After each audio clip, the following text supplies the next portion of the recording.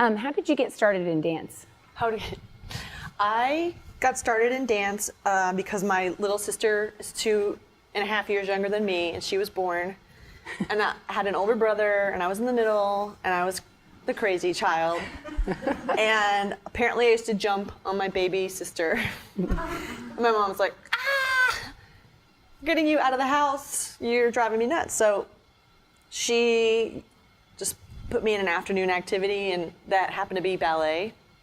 So I started when I was 2.5 or 3, just doing like afternoon, making up stuff, and I never stopped. And I think because I had a teacher that let me be improvisational when I was young and more playful, I think that made me fall in love with doing it. And so that kept me intrigued. Who were your teachers when you were growing up, and did you have any idols? I was very lucky at the time. I had some really amazing teachers in Louisville, and they had all been professionals or gone through the Royal Ballet School, London Festival Ballet Company, Paris Opera Ballet School. And so they had really strong traditional training, and it was a really strong base. Helen Starr and Alan Jones were my teachers when I was little, and they're still in Louisville now. And they were very much Royal Ballet oriented, so everything was very different than I do now. So I was really headed, ABT was my favorite, that's what I knew. And so I loved Gelsey Kirkland. She was really like the thing at the time.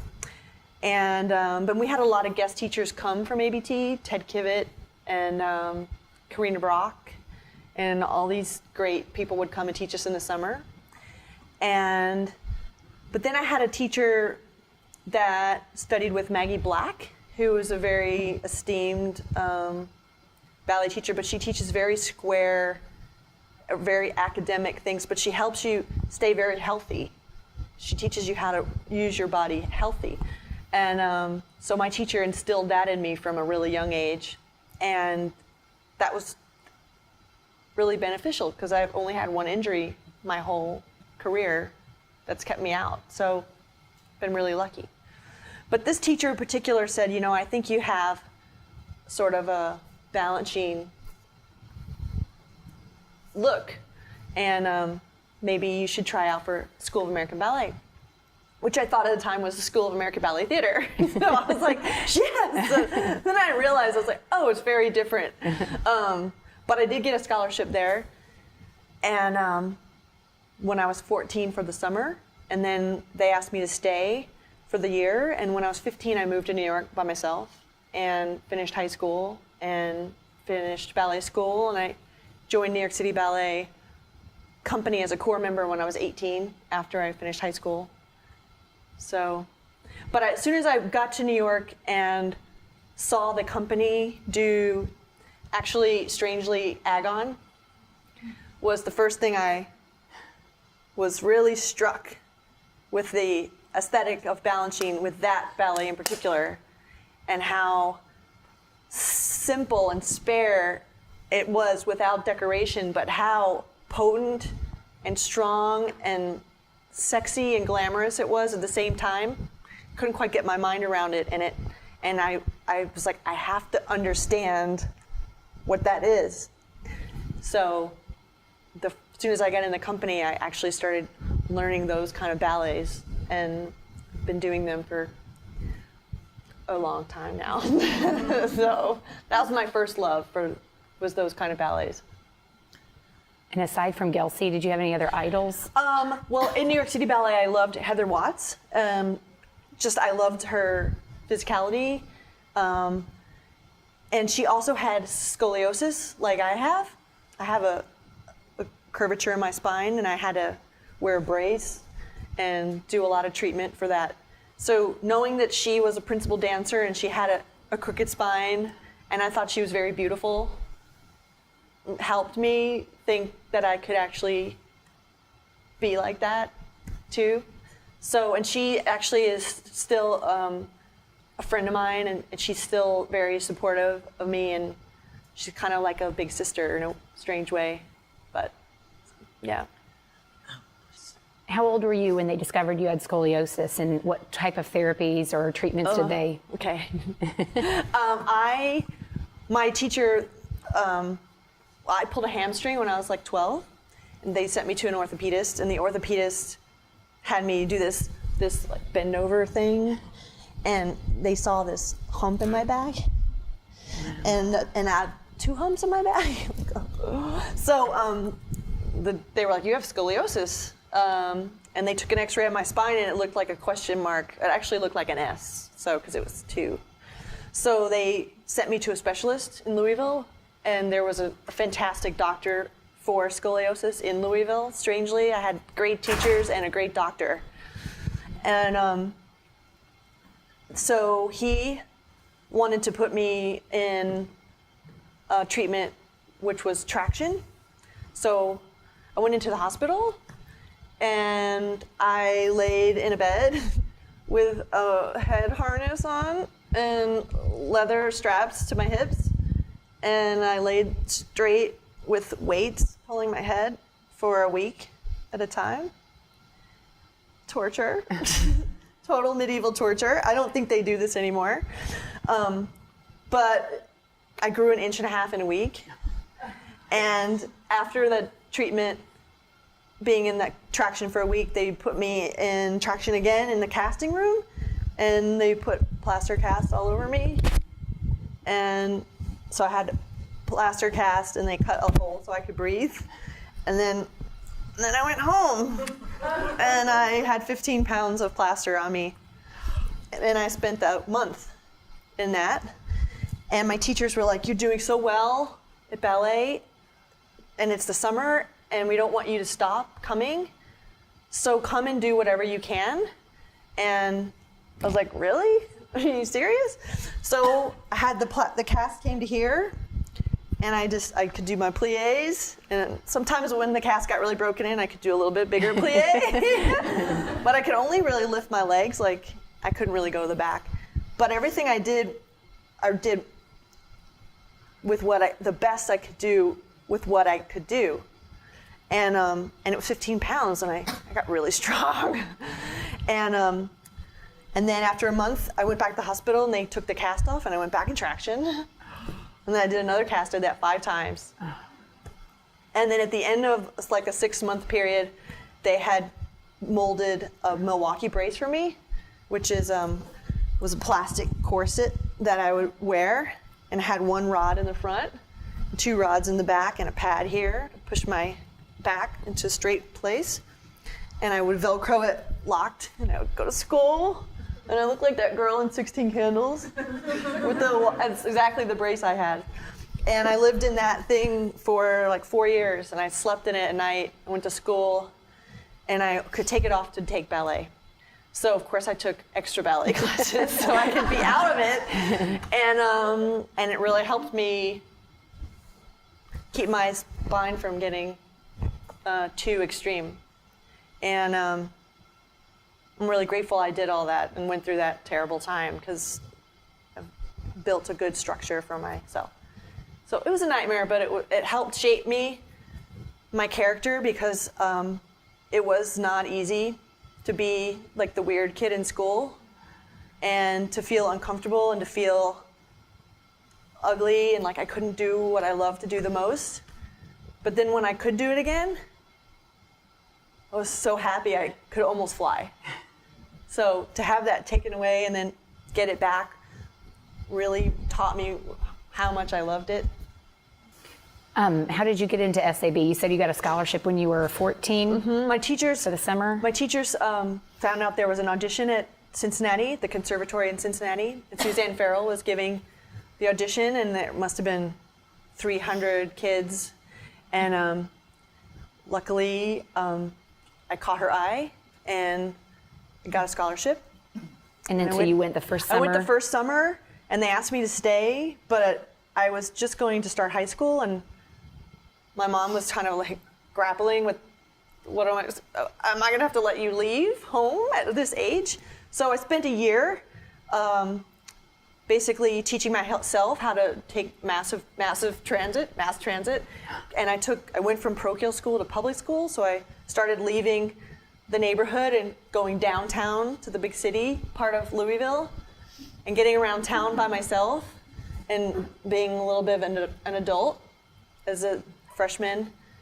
And I was in school with lots of different kids, black kids, Jewish kids, crazy artist kids, preppy kids, instead of just all the same kind of kids. So I was much more prepared to like be in New York City with all that New York City has.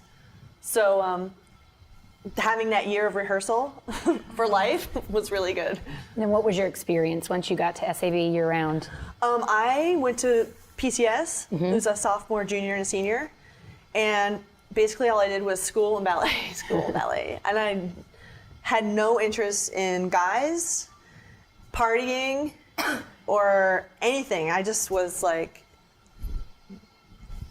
ballet and school. And I'm glad I didn't have a social life. I mean, I had a lot of friends, but I didn't wander around. I was like, beeline for school, beeline for ballet, home, blah, blah, blah, blah. So, yeah. Who were your teachers at SAB? I had Alexandra Danilova, who was amazing. She was one of the greatest ballet stars in the world. She taught me variations. She taught me Swan Lake and Coppelia and all kinds of things. She let me take extra classes with her. And I had Antonina Tumkovsky and Elise Ryman. All these people have passed away now, but they were really incredible teachers. I had Stanley Williams. I had Suki Shore, who's there now. So I had some phenomenal teachers. Can you tell us a little bit about Stanley Williams and his classes and how they developed you as a Stanley dancer? Williams? Yes. Stanley Williams was like taking calculus as like a second grader. It's like, what? I'm gonna get that. He was really like the most musical teacher, and he had everything played like in chords so that you could really like. He remember that frappe combination to like stay. He was like dared you to stay as long as you could. So he really pulled a lot out of you and made you really think hard and understand it for yourself, to unwind the meanings of his ideas for yourself. And a lot of his thing was into the ground, so that you don't stay up. He always was doing this. It was like amazing. But he barely said any words. It was just like big toe, in, knee, and you were like, I don't know what knee means. What is it? So you had to really figure it out, and you could see when certain dancers did what he wanted, and it was just like boom, bright light. Seeing Darcy Kistler do what he wanted was like the education of a lifetime. So he was a magical teacher. And how long were you in SAB, and how were you noticed? How was I noticed at SAB? I was in SAB from 1982, and then in 1984 I became an apprentice, but I was still at SAB, but I was kind of doing both. And basically my senior year of high school in 85, I was doing both, and I had my graduation at school. And I was always considered the strong girl. I had muscles, and could jump and turn, and I was really like sound. And so I came to the school just as Balanchine had died. And the first day I did a Balanchine ballet as a student was the day he died. So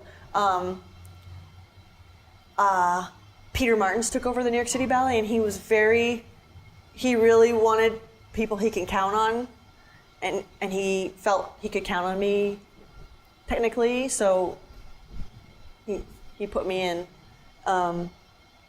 because I could do kind of whatever they asked me to do. And But I don't think I really had artistry so much, but I had good technique and I could do whatever. But it took me a good long while to figure out how to find poetry in my technique and to find beauty in my presence. I was very like, I could do everything, but it didn't have that extra thing which makes a full package. So that took me years to find. So everybody has their own time of developing these things, and you have to cultivate it for yourself. You have to look in yourself and know that you're missing it, and know what you're lacking, and know how to tap it out of yourself. And one of the things that helped me was, I was telling Jalinda yesterday, I worked with a ballet master named Bart Cook, who was incredible, one of my favorite artists ever. And he would teach me the Stravinsky Balanchine ballets like Agon, and he would give me images, and he would tell me ideas and help me use my imagination to create pictures in my head of what I was doing and how the music worked. And that helped me tap into that a lot. So I really love digging into my imagination in performances and creating my own atmosphere on the. I know you worked a lot with Jerome Robbins. Mm-hmm. Could you describe to us that experience? Jerome Robbins was a lot of people don't like Jerome Robbins because he could be very, very mean.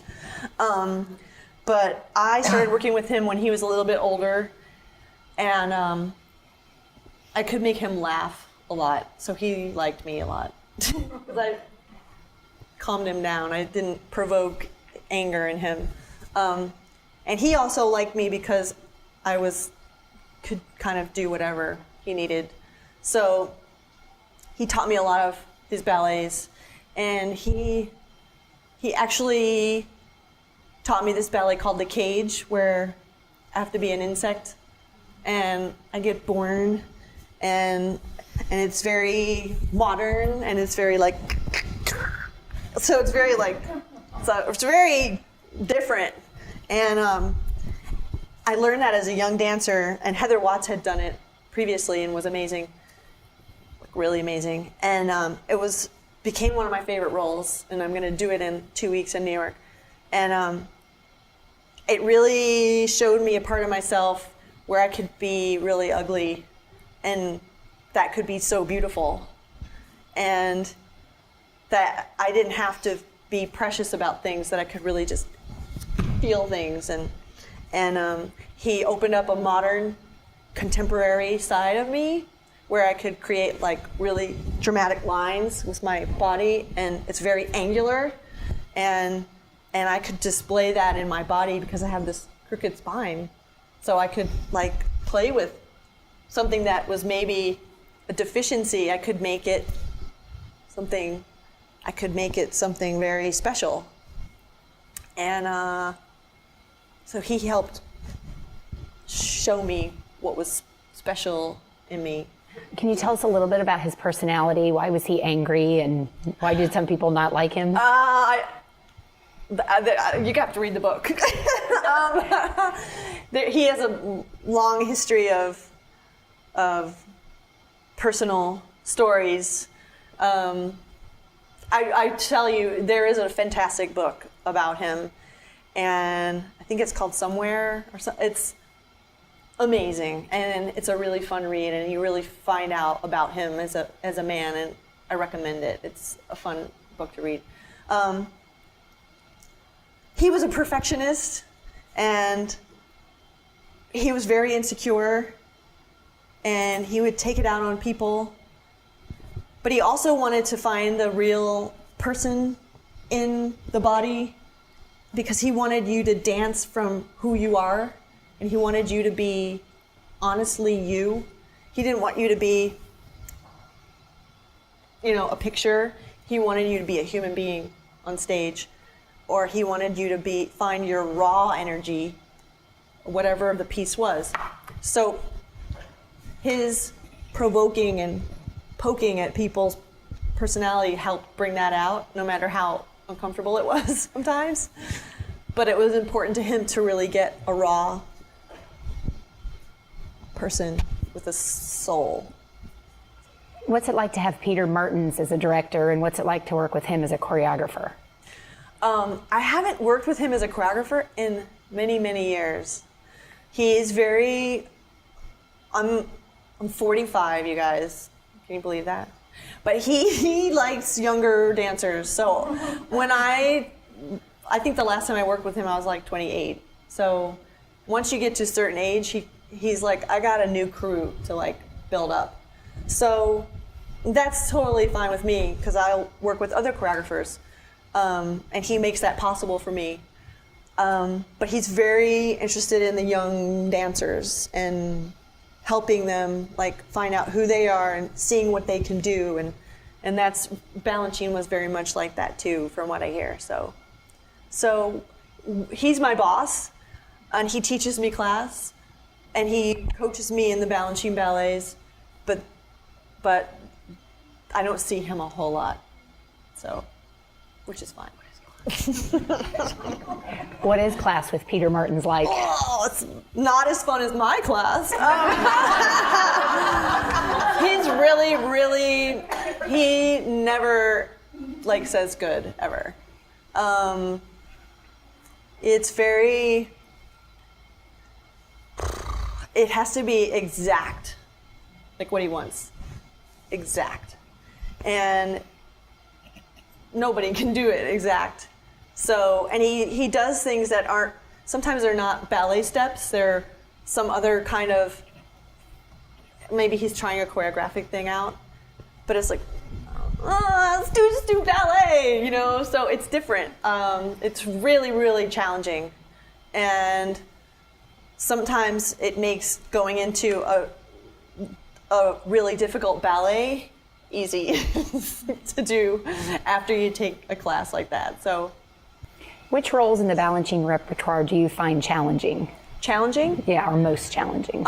For me, the really, really classical tutu pop variations for me, because I'm not like totally even. I'm not like really pure in my body.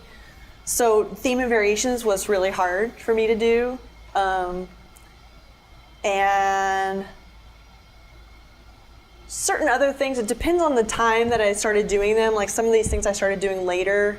If I had done them earlier, they might have been easier for me to do. But generally the tutu ballets, they've always been, trying to get me to be really like soft, and because I'm naturally sharp with edges, and I have a certain look, so it's hard for me to look a certain way. But with that said, doing those roles, I loved doing them because they were really, I could really chew on them and think about them, and they challenged me to think differently, and they made me much stronger and much more open-minded. She talked to you yesterday Yep. about the dancers in the Balanchine style and the other dancers dancing the Balanchine rep. Okay. So Jolindo asked me yesterday what it was like to see maybe ABT do a Balanchine ballet, or a company that doesn't train the way we train doing a Balanchine ballet. And the things I notice most that are different are the musicality is generally a little less defined than we are. We try to be, there's a lot of synchronization and like jazz in Balanchine's work, and that has to be taught, and you have to understand the underbeat in the music when you learn some of these ballets, and a lot of times the counts there's silent ones and 13s and crazy counts. So for a company like ABT that does a lot of the extreme classical rep, there's a lot of, it's constantly 8s and 4s. It's very even. It's Tchaikovsky. It's these pure composers, we have a lot of new composers or nouveau composers that are very challenging. So the musicality I find they have a hard time with, and also freeing their bodies up and eating up space and being alive and in the moment. I find that they have a hard time doing that because they practice things to be so perfect and generally in place, but not like covering space. So we can get a little bit crazier sometimes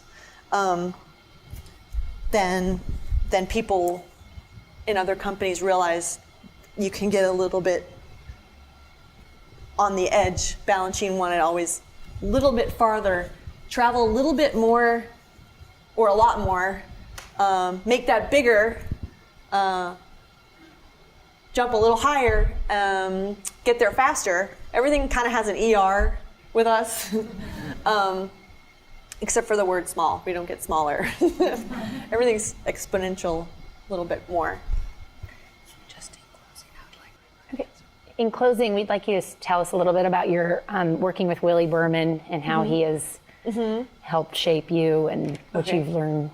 Willie Berman has been my teacher pretty regularly for 20 years or more. I go to his class every day, except when Peter teaches, then I take Peter's class. But Willie has taught me a lot about finding the ground and being able to stand very steady and confident on two legs, and more importantly on one. He's very much into being on your supporting side and not ever in the middle so that you're ready to go.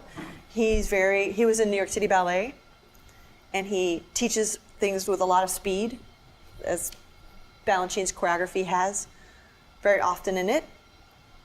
And he makes me not afraid to try anything. He never makes me feel bad if I fall or if I don't do something correctly. He's like, do it again. No, do it again. So it's just, he builds so much confidence in me and the people that take his class regularly to be open and try and not be afraid to fall. And I think that's huge as a student. And we'll all be students through our whole lives. In everything we do, gonna always learn something, so we can't be afraid to fall in anything we do. And he gives me that knowledge and backbone, and he's very supportive in that way. So it's good to have somebody in your life that picks you up and when you fall and says, do it again. Because if you fall again, I'll pick you up again. So. Okay. Yeah. Well, thank you, everybody, for helping. Yeah. Thank you, Wendy.